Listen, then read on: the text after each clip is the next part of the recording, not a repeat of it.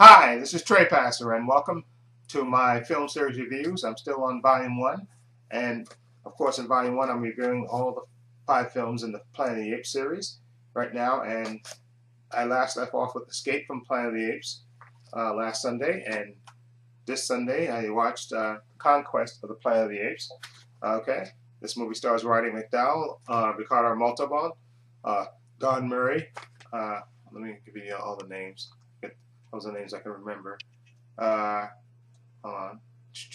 Natalie Trudy, Heavy Rhodes. Okay, Roddy McDowall, of course, in this movie plays Caesar. Now, if you remember the way the Escape from the Planet of the Apes ended, and this is a spoiler, of course, Cornelius and Zera and Milo, Professor Milo, traveled, repaired Taylor's uh, spaceship and used it to travel back to Earth and travel back in time to, you know, or back then would be, I guess, uh, 1971 time. And of course, Dr. Milo gets killed. And of course, and the humans are stunned. The apes can talk. And of course, at the end of that movie, they actually find out, that according to Cornelius and Zera, that in the future, apes will dominate man.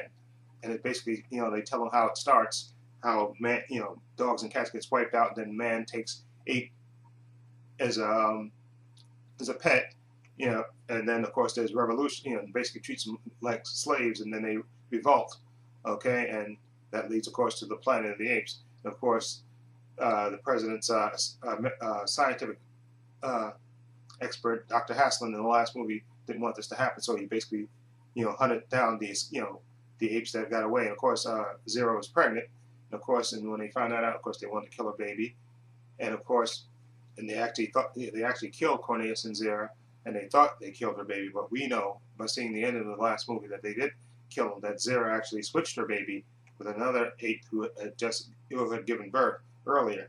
Okay, so baby Milo in that movie was actually alive at the end. So in previous movies, the producers kind of boxed themselves in, but in this one, they did. They left themselves out.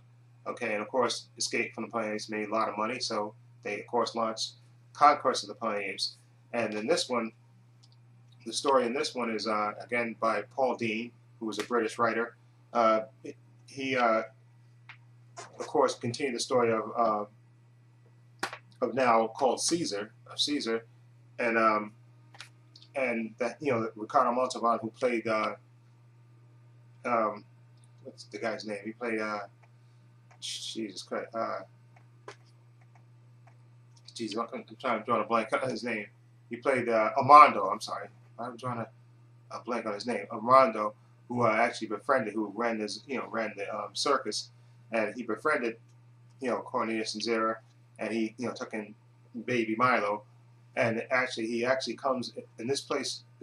In this story, Conquest of the Planet of Apes, the story jumps 20 years into the future when, of course, that virus that Cornelius basically told him about had happened, and all men and all cats and dogs have died, and of course they take apes and basically they're training them. And this movie opens basically with you see apes being trained in the city in a modern-looking city, which is really Century City, but actually they're getting trained in how to do tasks and for man, serve drinks and clean up and do everything else, and of course, basically treated like slaves.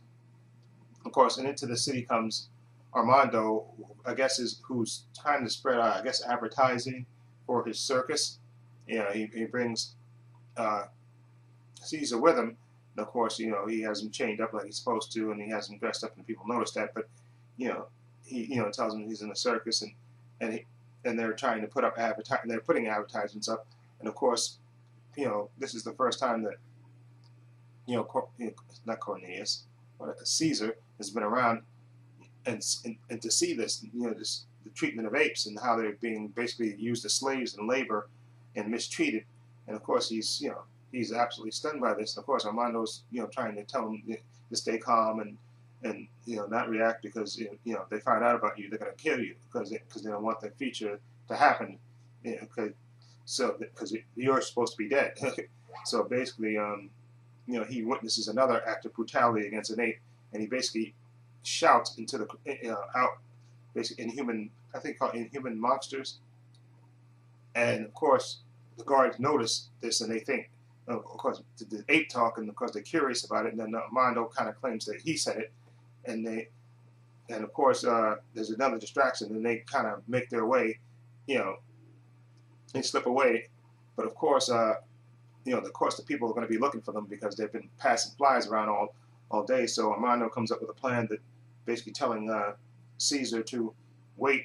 I'm going to report to the police that you've been escaped, and we're going to send you to if I don't come back, he said, just go down and go down to the stairs through a tunnel, and he's supposed to and there's a crate where the new apes come in to the city, and you can hop on that, okay, and escape.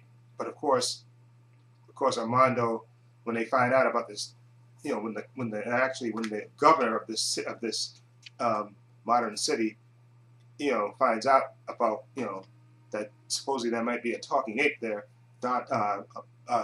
Governor Breck, played by Don Murray, okay, he of course wants Armando questioned, okay, just in case this might be true, because you introduced Governor Breck, who's a real hard ass, and he runs this city basically with iron fists, and any sort of rebellion he tries to crush, with any apes that act out or anything, they call it reconditioning.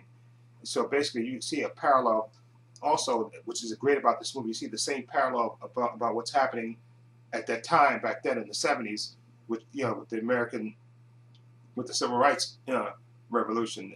That's, I think, the writer of this movie, he came up with a brilliant plan to have you gain sympathy for the apes by kind of mirroring what was going on at the time with the young African American community back then, with their revolution and wanting more equal rights and everything else, and he played that up in this movie. And like I said, basically what happens is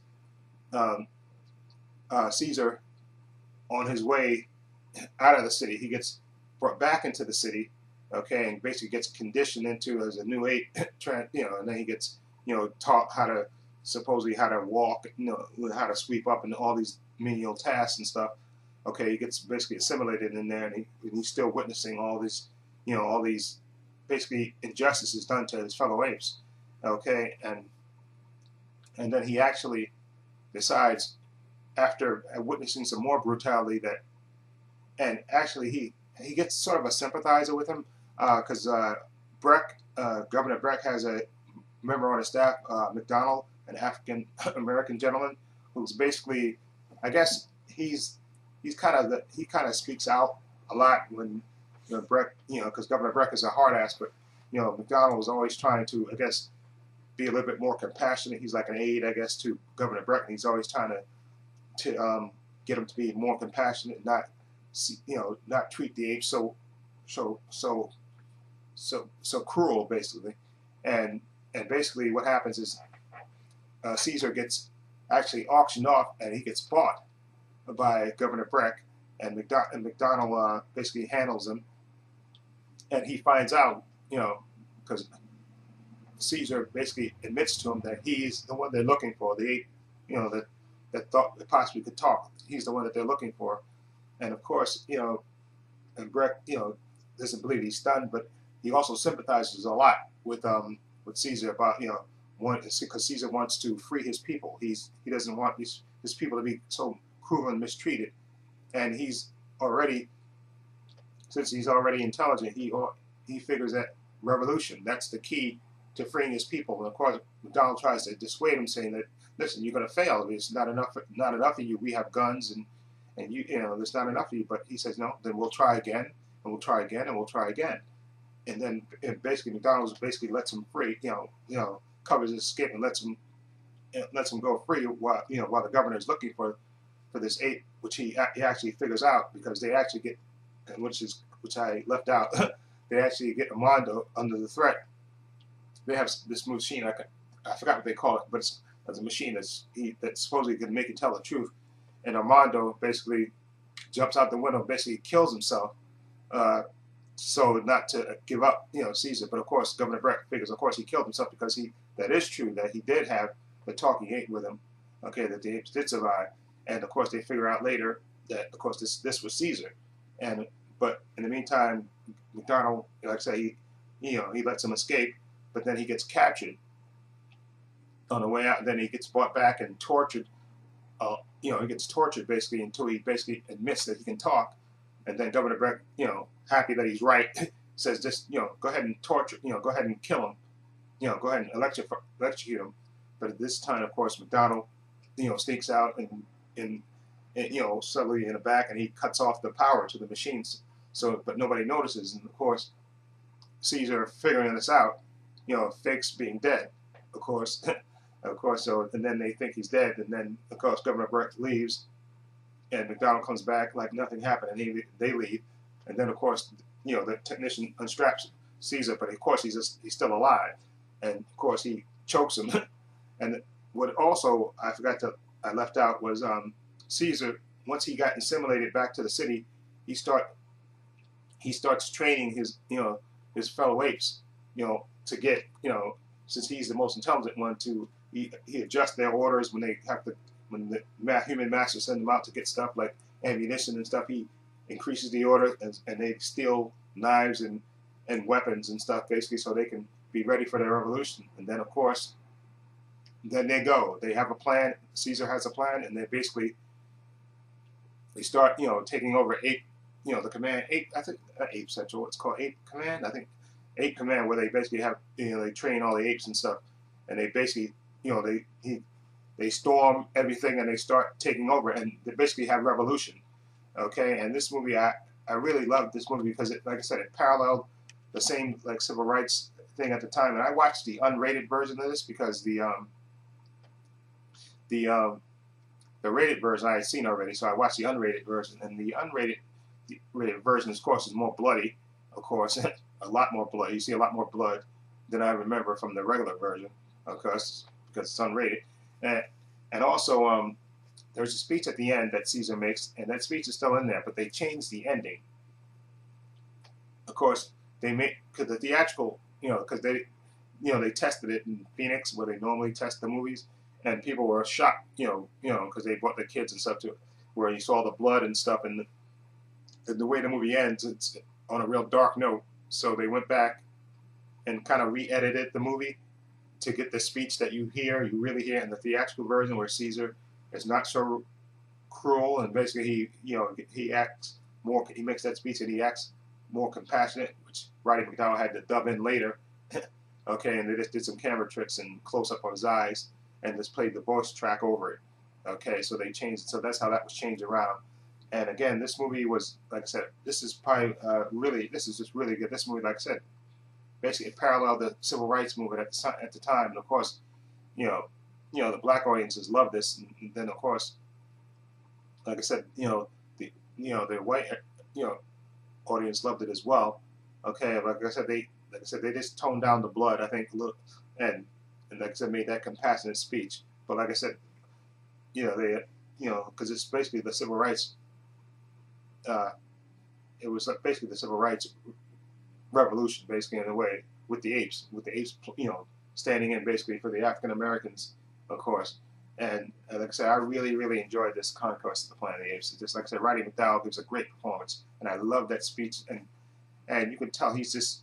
And the part that gets to me in this movie is when Armando is killed, and Caesar finds out, and you see him come up from down in the basement where he is, and you see the tears streaming down his eyes, and then he just lets out the scream because the last person, human that was kind to him got murdered, was basically murdered, protecting him, and he's, of course, he hates it, and that actually just destroys him and just fuels his desire to free his people, his apes, fellow apes. And it's, like I said, Roddy McDowell gives a great performance in this. So again, Don Murray is a great villain as Governor Breck. He is just a real asshole, a really, really good asshole. He plays a part. And then you got Harry Rhodes as he's an African American gentleman, of course, and he plays McDonald, and he's the one that's more compassionate to the apes and doesn't want them to be treated as cruelly. And he's the one that tries to appeal to Caesar at the end after the revolution, and basically where basically take over.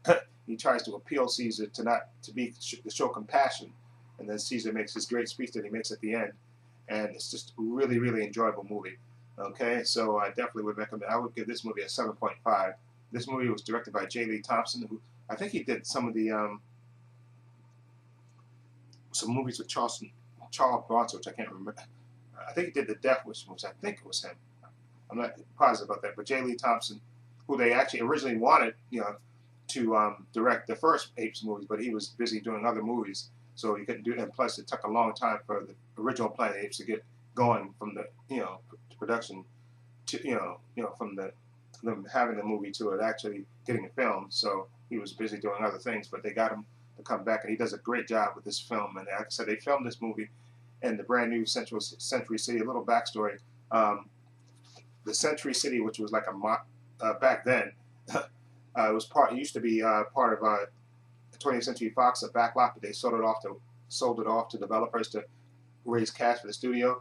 But then they the developers built like a sort of for that time a more modern city with skyscrapers and stuff, and it looked real kind of modern compared to the rest of the city. So that's where they chose to film it. It looks sort of futuristic. It's supposed to be 20 years in the future, like 1991, and so it does back then, I guess, look futuristic a little bit. So it worked out well. And like I said, I really, really enjoyed it. Again, 7.5 for Planet of the Apes, Conquest, excuse me, of the Planet of the Apes. Really enjoyable. Okay, and now I'm up to the last movie in my Planet of the Apes series, which I will be reviewing for you next Sunday. And that movie is, of course, Battle for the Planet of the Apes. Okay, that's the last one in the series. So I'm kind of sad when this goes, because I really had a good time revisiting these films. Okay, again, let me know if you've seen Conquest of the Planet of the Apes, what you think of it. Feel free to leave comments down below. And this is Trey Pastor saying so long and take care.